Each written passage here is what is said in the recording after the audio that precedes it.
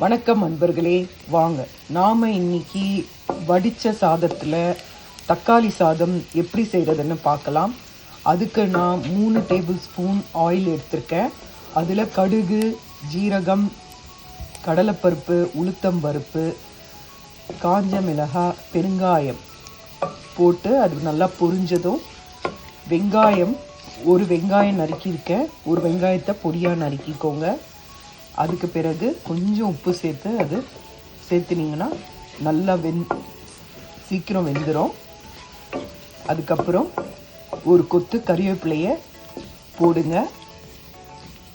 உங்களுக்கு விருப்பம் இருந்தால் ஒரு பல் பூண்டு கூட தட்டி போடலாம். நான் ஒரு பல் பூண்டு 2 பச்சை மிளகாவையும் போட்டிருக்கேன். போட்டு இது நல்லா வதக்குங்க. நல்லா வதங்கட்டும். உங்களுக்கு இன்க்ரீடியன்ட் சொல்லிடுறேன் திரும்பி. 3 டேபிள் ஸ்பூன் எண்ணெய் விட்டுக்கோங்க. கடுகு, கடலைப்பருப்பு, உளுத்தம்பருப்பு, பெருங்காயம், சிவப்பு மிளகாய் போட்டு அது சீரகம் போட்டு அது பொரிஞ்சதும் ஒரு மீடியம் சைஸ் வெங்காயம், 2 பச்சை மிளகாய், ஒரு பல் பூண்டு, கொஞ்சம் கறிவேப்பிலையை போட்டு நல்லா வதக்குங்க.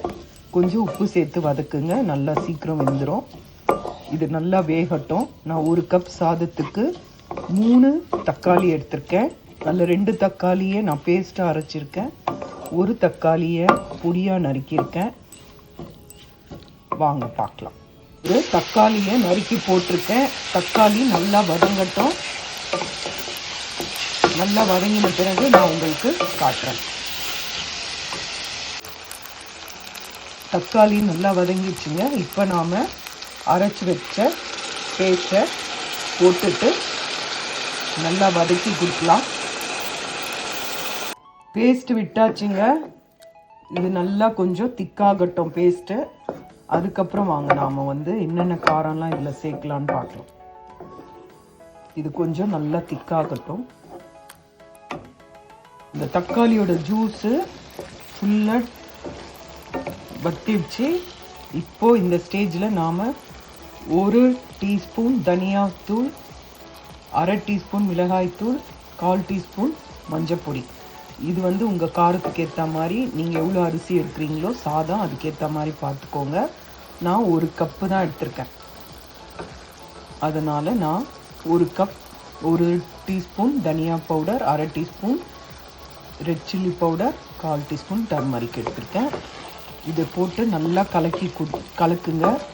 கலக்கி இது நல்லா திக்கு பேஸ்ட்டாக ஆகணும். நல்லா எண்ணெய் பிரிஞ்சு நல்லா பேஸ்ட் மாதிரி வரணும். உப்பு காரம்லாம் பார்த்துக்கோங்க.